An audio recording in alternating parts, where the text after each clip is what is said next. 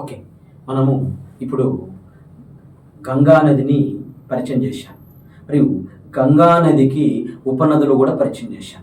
గంగా నదికి అతి పొడవైన ఉపనది యమున అనేది మనకు తెలియాలి.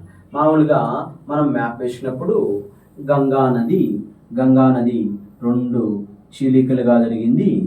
గంగా నదికి అతి పొడవైన ఉపనది అతి పొడవైన ఉపనది యమున. యమునా నది ఎక్కడ జన్మించింది అని పరిచయం చేశాను నేను. యమునోత్రి, యమునోత్రి ఉత్తరాఖండ్ రాష్ట్రంలో యమునోత్రి అనే ప్రాంతంలో జన్మించింది. మరియు యమునోత్రి అనే ప్రాంతంలో జన్మించి ఇవి ఏ నగరాల ద్వారా వచ్చింది? ఇది ఢిల్లీ నగరం ద్వారా, ఆగ్రా నగరం ద్వారా, మధురా నగరం ద్వారా, తాజ్మహల్ అనే శిల్పి అంటే తాజ్మహల్ అనే ప్రదేశం ద్వారా వచ్చేసి చివరికి ఎక్కడ కలిసింది? ఇది అలహాబాద్ అనే ప్రాంతంలో మరియు గంగా నదితో కలిసింది. అలహాబాదును ఏమన్నాను నేను? త్రివేణి సంగమం అన్నాడు. ఏమన్నానమ్మా? త్రివేణి సంగమం అన్నాం. మరియు ఈ యమునా నది గురించి మాట్లాడుతున్నాం. యమునా నది పొడవు వచ్చేసి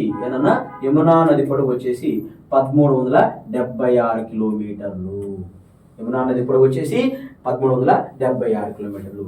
యమునా నది ఉపనదులు మరి యమునా నది ఉపనదులు కుడివైపు ఉపనదులు ఉన్నవి. కుడివైపు ఉపనదులు మరియు కుడివైపు ఉపనదులు మనం గమనిస్తే చంబల్ మరియు బెట్వా మరియు క్రేన్ మరియు టోన్స్ ఇవన్నీ ఏ వైపు నదులు? కుడివైపు ఉపనదులు. మరియు కుడివైపు నదులు ఇవి మనం గమనిస్తే ఎడమ వైపు ఉపనదులు గమనిస్తాం. ఎడమ వైపు ఉపనదులు. ఎడమ వైపు ఉపనదులు వరుణ్ ఏంటి? వరుణ్. ఎడమ వైపు ఉపనదులు వరుణ్, హింద్, రెనిగల్, వరుణ్, హింద్, రెనిగల్ అనేటివి ఎడమ వైపు ఉపనదులు. మేజర్గా యమునా నది ఉపనదులు మనం తీసుకుంటే చంబల్, బెట్వా, క్రేన్, టోన్స్, వరుణ్, హింద్, రెనిగల్ అండ్ సింధ్ అనేటివి సింధ్ అనేటివి ఉపనదులు. మరియు యమునా నదికి అతి పొడవైన ఉపనది చంబల్. యమునా నదికి అతి పొడవైన ఉపనది చంబల్. లేదా యమునా నదికి ఉపనదులు గుర్తించండి అనే ఎగ్జామ్ అడిగాడంటే చంబల్, బెట్వా, క్రేన్, టోన్స్, వరుణ్, హింద్, రెనిగల్, సింధ్ అనేటివి ఉపనదులు. మరి యమునా నదికి అతి పొడవైన ఉపనది చంబల్ అనే నది. చంబల్ గురించి మాట్లాడుతున్నాం. చంబల్ అనే నది ఏంటి? చంబల్ అనే నది. మరియు చంబల్ అనే నది గమనిస్తాం. చంబల్ నది ఎక్కడ జన్మించిందంటే మధ్యప్రదేశ్లో మౌ అనే ప్రాంతంలో జన్మించింది. మౌ అనే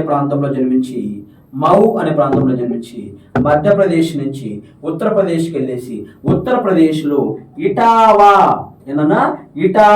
అనే ప్రదేశంలో యమునా నదితో కలయిక జరిగింది. ఏది? చంబల్ నది. యమునా నదికి అతి పొడవైన ఉపనది చంబల్ జన్మస్థానం మౌ. చంబల్ యమునా ఎక్కడ కలుస్తున్నది? ఇటావా అనే ప్రాంతంలో కలుస్తున్నది. ఓకే, మరియు నెక్స్ట్ అదే విధంగా మౌ అనే ప్రాంతము ఏ రాష్ట్రంలో ఉన్నది? మధ్యప్రదేశ్లో ఉన్నది. అంబేద్కర్ జన్మస్థానం ఎక్కడండి? మధ్యప్రదేశ్లో మౌ అనే ప్రాంతంలో అంబేద్కర్ జన్మస్థానం జరిగింది. ఇది మీరు గుర్తించాలి. ఆ మౌ అనే ప్రాంతంలో ఈ చంబల్ నది జన్మించడం జరిగింది. చంబల్ నది పైన వెరీ వెరీ ఇంపార్టెంట్ అయిన ప్రాజెక్ట్స్ ఉన్నాయి. అవి ప్రాజెక్టులు చెప్తాను. ఇక్కడ ముందుగా అలా టచ్ చేసి వదిలేస్తాను. గాంధీ సాగర్, నెహ్రూ సాగర్, రాణా ప్రతాప్ అనే కోట అనే ప్రాజెక్టులు 4 ప్రాజెక్టులు ఈ నది పైన మీరు గమనిస్తారు. ఓకే, ఇది తర్వాత మాట్లాడతాను. మరియు చంబల్ నది అయిపోయింది. నెక్స్ట్ చంబల్ అయిపోయిన తర్వాత నెక్స్ట్ ఏంటి? చంబల్ తర్వాత బెట్వా. ఏంటన్నా? బెట్వా. మరియు బెట్వా అనే నది, ఏనది? బెట్వా అనే నది మరియు మధ్యప్రదేశ్లో భోపాల్ అనే ప్రాంతంలో జన్మించి మధ్యప్రదేశ్ నుంచి అలా ఉత్తరప్రదేశ్కి వెళ్ళేసి ఉత్తరప్రదేశ్లో యమునాతో ఎక్కడ కలుస్తాయంటే హమీర్పూర్ వద్ద యమునాతో కలయిక జరుగుతున్నది. ఏ నది? బెట్వా నది. ఏ నది నాన్న? బెట్వా నది.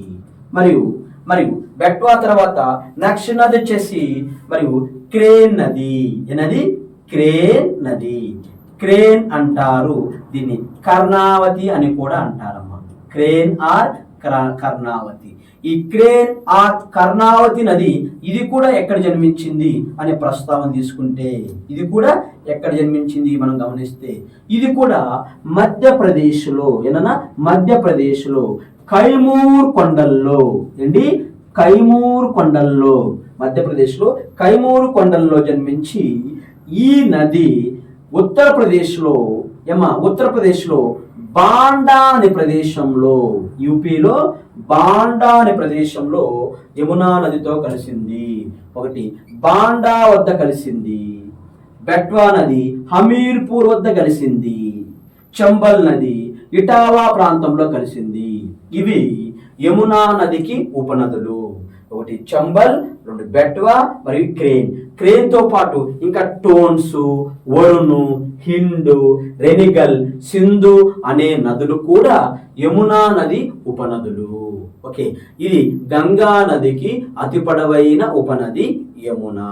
ఓకే, ఇప్పుడు మనకు హిమాలయపు నదులు పూర్తిగా చర్చించాము. నెక్స్ట్ క్లాస్లో మనము దీపకల్ప నదులను పరిచయం చేస్తాం.